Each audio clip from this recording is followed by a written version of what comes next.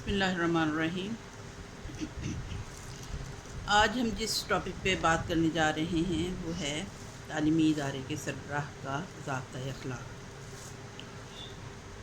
تعلیم سے مراد ہے علم دینا، دوسروں کو آگاہ کرنا، اور ادارے سے مراد ایسی جگہ ہے جہاں کوئی خاص عمل سر انجام پا رہا ہو۔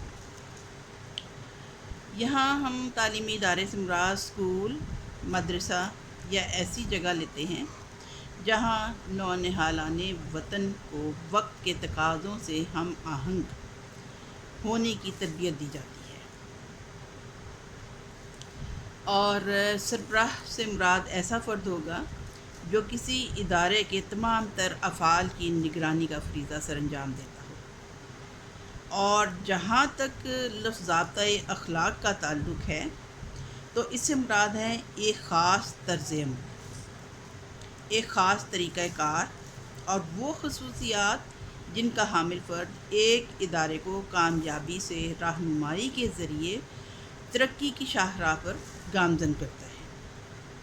یہاں ہمیں ایسے سربراہ ادارہ کے ضابطۂ اخلاق یعنی طرز عمل پر غور کرنا ہے جو اسلامی فلاحی مملکت میں واقع ایک ایسے ادارے کا سربراہ ہے جو ایک خاص نظریہ حیات کی حامل روایات کا منبع و مسکن ہے۔ یہ روایات کیا ہیں؟ یہ وہ ضابطۂ حیات ہے، وہ ضابطۂ اخلاق ہے جو اسلام نے ہمیں دیا ہے۔ اسلام نے سربراہ کو خادم کی حیثیت دی ہے، اور اس خادم کو کن خصوصیات کا حامل ہونا چاہیے اس سلسلے میں واضح ہدایات بھی فراہم کر دی ہیں۔ سب سے پہلی جو خصوصیت ایک سربراہ ادارہ میں ہونی چاہیے وہ ہے تقویٰ و پرہیزگاری۔ ایک سربراہ ادارہ کو ہر حال میں خدا کے سامنے جواب دہ ہونے کے احساس سے متصف ہونا چاہیے۔ اپنا ہر عمل خوف خدا کو پیش نظر رکھتے ہوئے انجام دینا چاہیے۔ قرآن کریم میں ارشاد خداوندی ہے، اے انسانوں، ہم نے تم کو ایک مرد اور عورت سے پیدا کیا، تمہارے قبیلے اور کنبے بنائے تاکہ تم باہم پہچانے جا سکو۔ بلا شبہ خدا کے نزدیک تم سب میں معزز اور مکرم وہ ہے جو تم میں سے سب سے زیادہ متقی و پرہیزگار ہے۔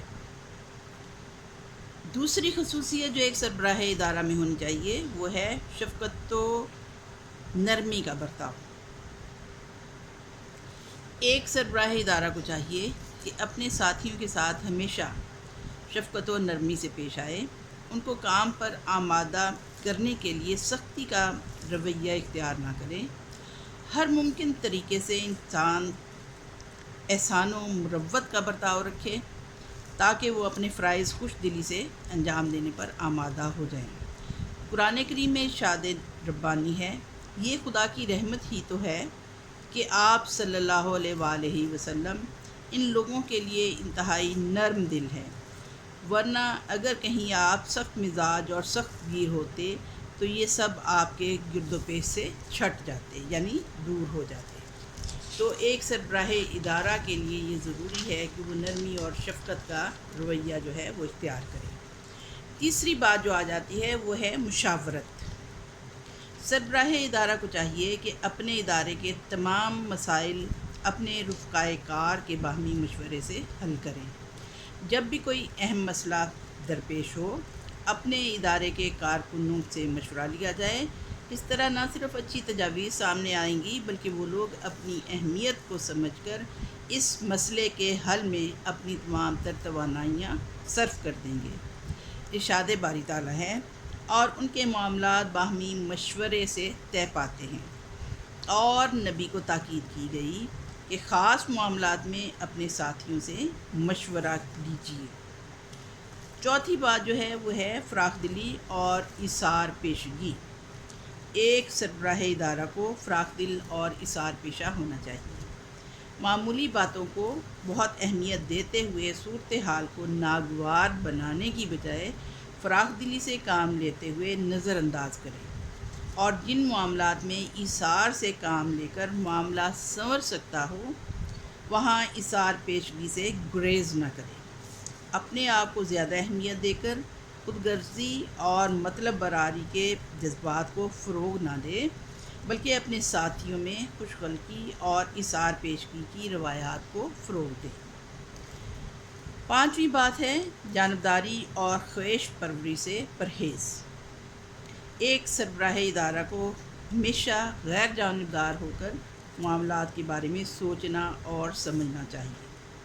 اپنے کسی عزیز کو زیادہ اہمیت دے کر دوسرے ساتھیوں میں بددلی پھیلانے کا باعث نہیں بننا چاہیے، نہ ہی کسی خاص فرد کو بہت اہم سمجھنا چاہیے۔ چھٹی بات ہے مساوات اور عدل و انصاف۔ ایک سربراہ ادارہ کو عادل ہونا چاہیے اور تمام کارکنان ادارہ سے مساویانہ سلوک کرنا چاہیے۔ مختلف معاملات میں اگر کچھ افراد کو کسی رعایت کا مستحق گردانا جائے تو باقی افراد یقیناً محرومی کا شکار ہو جائیں گے، لہذا سب کے لیے ہمیشہ یکساں قوانین و قواعد کا نفاذ عمل میں لایا جائے۔ ساتویں بات ہے جمہوریت کا فروغ۔ ایک سربراہ ادارہ کو جمہوری روایات کا حامل ہونا چاہیے، اپنے کارکنان کو اپنا ساتھی سمجھتے ہوئے ان کی آراء کو اہمیت دینی چاہیے۔ سختی سے احکامات نافذ کرنے کی بجائے تحمل و بردباری سے معاملات کو سمجھ کر ان کی اہمیت کے مطابق اپنے ادارے کو چلانے کی صلاحیت سے بہرور ہونا چاہیے۔ کارکنان ادارہ کو جائز تنقید و تنقیص کا حق بھی دینا چاہیے۔ آٹھویں بات ہے نظم و ضبط کا حامل۔ ایک سربراہ ادارہ کو نہ صرف اپنے ادارے پر کنٹرول حاصل ہو، بلکہ اس کو نظم و ضبط برقرار رکھنے کے لیے ایسی روایات کا امین ہونا چاہیے جو واقعی ایک ادارے کو مثالی ادارہ بنا سکے۔ اس معاملے میں بے جا نرمی اور ڈھیل سے کام لینا صریحاً بددیانتی ہے۔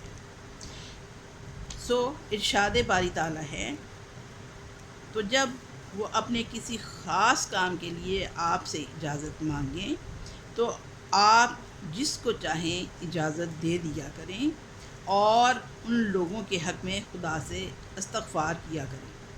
یعنی اپنے ادارے کے کارکن کسی خاص مقصد کے لیے اکٹھے ہوں لیکن ان کو کوئی مجبوری پیش آ جائے تو ان کو رخصت دی جا سکتی ہے۔ ان خاص فرائض کی ادائیگی سے مستثنیٰ قرار دیا جا سکتا ہے، لیکن ایسا نہ ہو کہ تمام لوگ ہی اپنے فرائض سے کوتاہی کے لیے بہانہ سازی کے مرتکب ہو جائیں، اور نظم و ضبط کی پابندی کے لیے تھوڑی سختی کی ضرورت ہوتی ہے۔ نویں بات ہے اپنی ذات مثالی نمونہ۔ ایک سربراہ ادارہ کے لیے ضروری ہے کہ وہ اپنی ذات کو ایک مثال بنا کر پیش کرے، خود وقت کا پابند ہو، خود کام میں پوری دلچسپی لیتا ہو، پوری توجہ اور احتیاط سے اپنے فرائض کی ادائیگی میں منہمک ہو، جبھی وہ دوسروں کے سامنے اپنی مثال پیش کر سکتا ہے اور دوسروں کو توجہ و احتیاط سے اپنے فرائض کی ادائیگی کے لیے کہہ سکتا ہے۔ ملنسار، خوش اخلاق اور ہمدرد۔ ایک سربراہ ادارہ کو ملنسار، خوش اخلاق اور ہمدرد ہونا چاہیے۔ اس کو بلا امتیاز رنگ و نسل، فرقہ و سماجی حیثیت تمام کارکنان ادارہ کے لیے ہمدردی کے جذبہ سے معمور ہونا چاہیے۔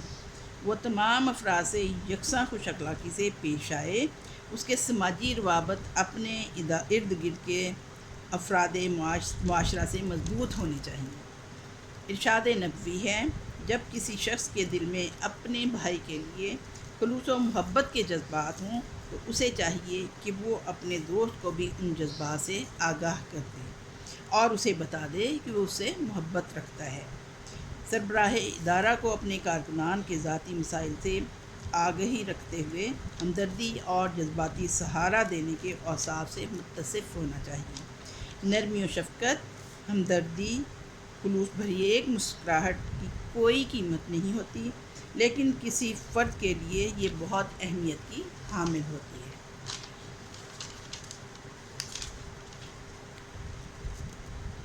غرضے کہ ایک سربراہ ادارہ کو اب ایسے اوصاف سے متصف ہونا چاہیے جن کی بنیاد پر ایک ادارے کو مثالی ادارہ بنانے میں مدد مل سکے۔ اور بقول حضرت اقبال ایک سربراہ ادارہ کو جن اوصاف سے کا حامل ہونا چاہیے، انہوں نے اس کو ایک مختصر لیکن جامع پیرائے میں ایک ہی شعر میں بیان کر دیا ہے۔ نگاہ بلند سخن دل نواز جاں پرسوز، نگاہ بلند سخن دل نواز جاں پرسوز، یہی ہے رخت سفر میر کارواں کے، یہی ہے رخت سفر میر کارواں کے۔ Thank you.